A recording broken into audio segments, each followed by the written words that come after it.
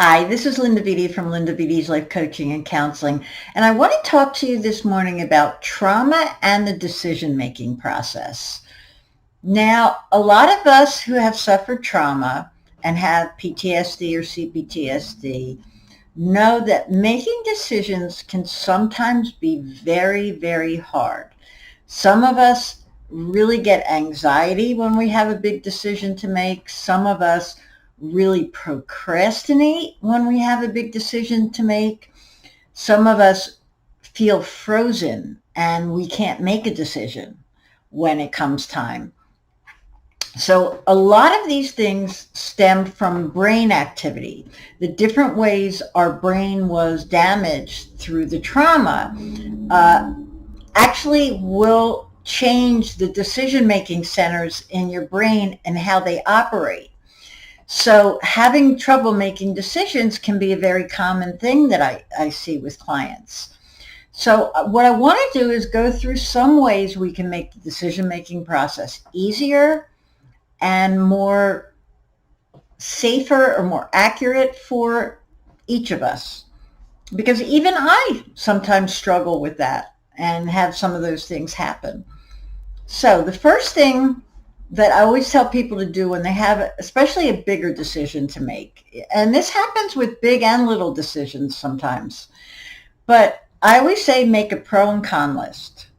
Put down all the things that you would benefit if you want this decision and the things that wouldn't benefit it, pro and con list for each decision that you're going to make so that you can weigh out your thinking. You can weigh out the facts and you're not working out of anxiety or emotion or anything like that.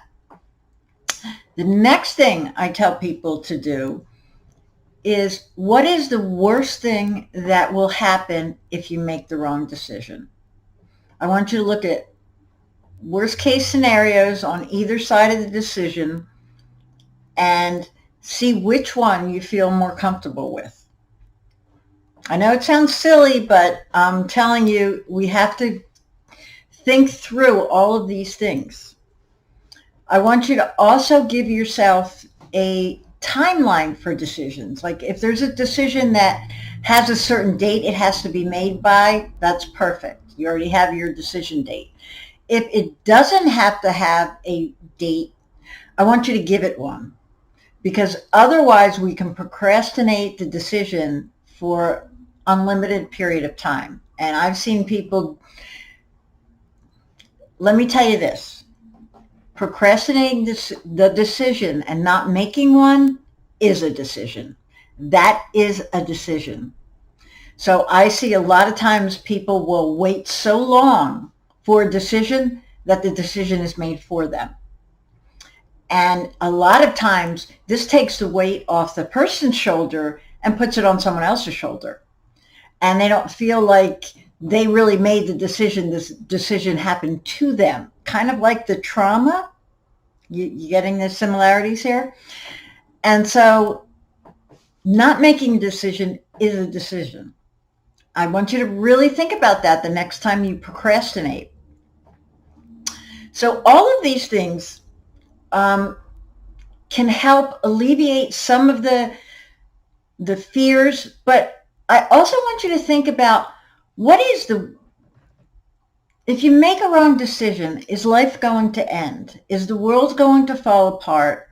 Will life never be the same again if you make the wrong decision? Now, I know some big decisions like buying a house or having a child or things like this, there can be life-altering consequences to those decisions, and those probably are even more fearful for us.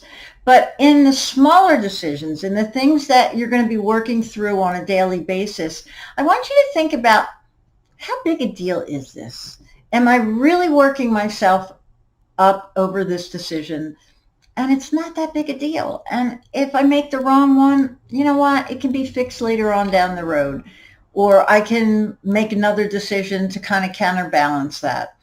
So I want you to take the pressure off where there doesn't really need to be that much pressure. A lot of times in smaller decisions, I see people get frozen. I see people doing pro and con lists. I see people really procrastinating, and it's not that big a decision. So I want you to, especially in the smaller decisions, really practice thinking it through, making the decision, and sticking with it. The more you do that on a regular basis, the more your brain will get used to cognitively doing that and get less anxious about it, less frozen about it, and less trying to put it off until you don't have to make a decision because the decision is made for you. Okay, so try all of these things the next time you have a decision to make. Let me know how it goes in the comment below. Find me on Facebook, Instagram, TikTok, message me on Messenger. I will respond, and reach out if you need anything. Okay, we'll see you next time. Linda Beatty from Linda Beatty's Life Coaching and Counseling. Bye, guys.